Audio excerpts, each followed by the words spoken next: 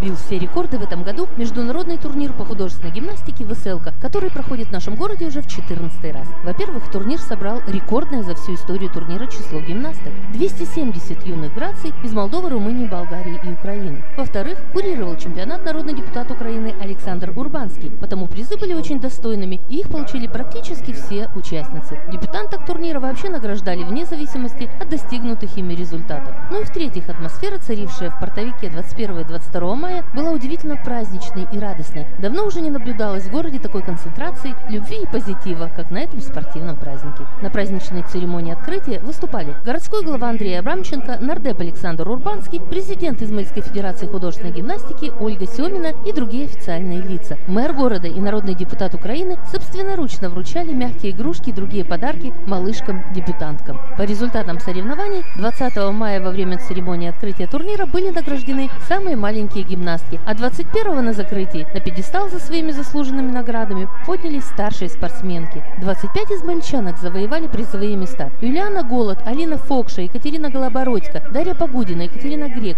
Кира Домбровская, Анастасия Пронина, Алина Фуклева и многие-многие другие. Турнир «Веселка» был посвящен Международному дню защиты детей. Как было задумано, так и получилось. Трудно представить себе более насыщенный событиями и более масштабный спортивный праздник для наших юных горожанок. Оксана Картильян, веб-студия «Курьер».